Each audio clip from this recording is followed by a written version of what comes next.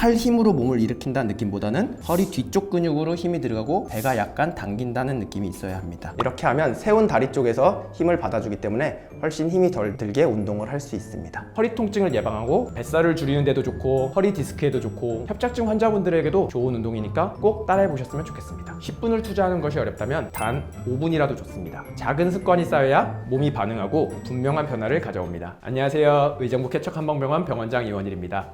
오늘은 과학이 아무리 발전하고 의학이 바뀌어도 절대로 변하지 않는 허리 건강에 대한 중요한 진리를 하나 알려드리겠습니다. 이 진리를 모르고 허리 통증을 방치하면 평생 고생하실 수도 있습니다. 의학은 끊임없이 발전하기 때문에 예전에는 효과적이라고 여겨졌던 치료법들도 시간이 지나면 더 나은 방법으로 대체되곤 합니다. 대표적인 예가 인공 디스크 수술을 들 수 있는데요. 한때는 대표적인 디스크 수술 방식이었지만 지금은 대부분의 환자에게 권장되지 않고 특정 조건을 만족하는 일부 환자에게서만 시행합니다. 하지만 시간이 흘러도 절대 바뀌지 않는 진리가 하나 있습니다. 바로 배가 나오면 허리에 안 좋다는 겁니다. 척추는 몸의 중심이 아닌 살짝 뒤쪽에 위치해 있다 보니 등 쪽에 있는 근육들만 중요하다고 생각하기 쉬운데요. 하지만 실제로는 복근도 척추를 지지하는데 굉장히 중요한 역할을 하고 있거든요. 그런데 배가 나온다는 건 복근이 약해졌다는 뜻이고 이건 척추를 지탱하는 기능이 무너지고 있다는 신호입니다. 결국 복근이 약해지고 뱃살이 늘어날수록 척추에 가해지는 부담은 점점 커지고 디스크나 협착증 같은 질환이 생길 가능성도 높아집니다. 그런데 잘못된 자세나 방법으로 무리하게 복근 운동을 하면 오히려 디스크를 더 자극하거나 신경을 누르게 되는 경우도 있습니다. 제가 수년간 허리 통증과 복부 비만으로 고생하는 환자분들을 치료하면서 확인한 복근은 강화하지만 허리에 부담을 주지 않는 안전한 운동 방법을 소개해 드릴 테니 영상을 보면서 차근차근 하나씩 따라해 보세요. 혹시 어렸을 때 벌 받으면서 엎드려 뻗쳐 해본 적 있으신가요? 예전엔 벌로 많이 받았던 그런 자세가 이제는 최고의 코어 운동 중 하나로 인정받고 있는데요. 플랭크는 복부, 허리, 옆구리 근육을 전반적으로 강화하는데 아주 효과적인 운동입니다. 특히 복근뿐 아니라 척추 기립근까지 함께 자극되기 때문에 허리 디스크를 예방하고 허리 주변의 지지력을 높이는데 아주 큰 도움이 됩니다.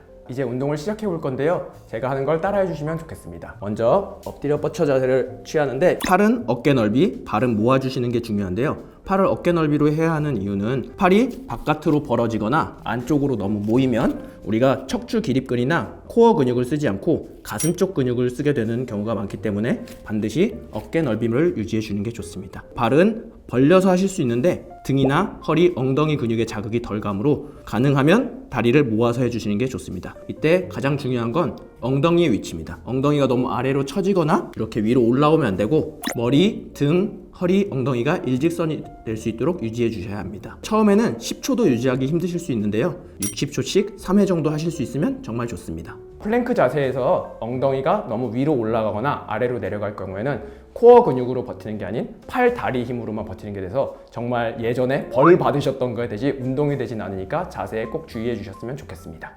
코브라 자세는 협착증 환자들이 절대 해서는 안 되는 동작으로 이전 영상에서 말씀드린 적이 있는데요. 협착증이 동반되지 않은 허리 디스크 환자분들께는 오히려 도움이 될 수도 있습니다. 영상을 보면서 한번 따라해 보세요. 완전히 엎드린 자세에서 처음에는 팔꿈치 정도를 대고 상체를 지탱하여 이렇게 세웁니다. 이때 팔은 약간 지지대 역할을 할 뿐 팔 힘으로 몸을 일으킨다는 느낌보다는 허리 뒤쪽 근육으로 힘이 들어가고 배가 약간 당긴다는 느낌이 있어야 합니다. 이 자세에서 중요한 건 전상장골극이 땅에서 떨어지지 않게 잘 붙도록 하는 게 운동 효과를 극대화할 수 있습니다. 팔꿈치 자세가 익숙해지신다면 손을 대고 허리를 들어 올리는 자세까지 되시면 좋습니다. 팔을 조금 더 몸쪽으로 가지고 오면 허리 신전이 많이 되게 됩니다. 허리를 신전시켰을 때 아래쪽 허리에 통증이 심하게 느껴지신다면 아직 내 몸이 그 정도의 신전을 받아들이기에는 무리가 되는 상태이니까 각도를 좀 줄여서 하시고 처음 운동을 시작할 때는 10초 정도 하고 쉬었다가 반복하시는 게 좋습니다. 통증이 줄어들고 나면 운동에 익숙해지시고 난 다음에 30초씩 10회 정도를 하시는 게 좋습니다. 앉아있는 시간이 많은 현대인에게 척추 기립근과 엉덩이 근육을 자극하고 약해지기 쉬운 작용근까지 늘려주는 아주 좋은 스트레칭 방법입니다. 저는 진료실에서 허리 통증이 있는 환자분들께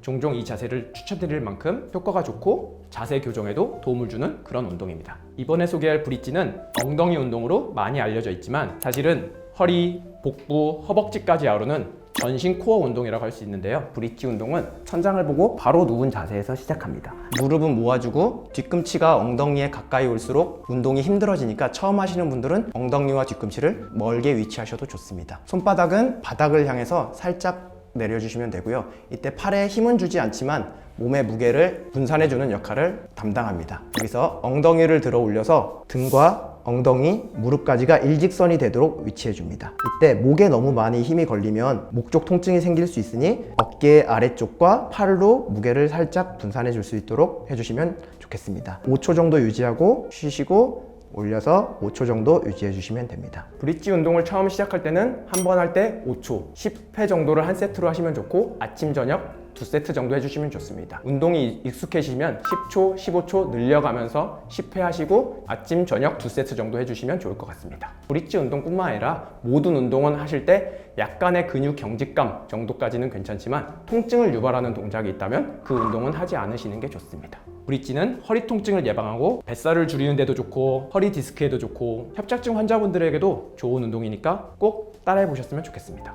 마지막으로 소개시켜드릴 운동은 레그 레이즈입니다. 보통 뱃살을 빼는데 윗몸 일으키기를 많이 생각하시지만 윗몸 일으키기는 허리 디스크를 유발하는 운동이고 상복부 근육을 많이 사용하기 때문에 뱃살 감소에는 효과가 적습니다. 흔히 똥배라고 불리는 아랫배를 빼는 데는 레그 레이즈가 효과적인데 로우 레그 레이즈는 허리 디스크 환자분들이 허리에 최대한 부담이 가지 않도록 다리를 30도 이상은 들지 않는 것이 포인트입니다. 유의하면서 한번 따라해 보세요.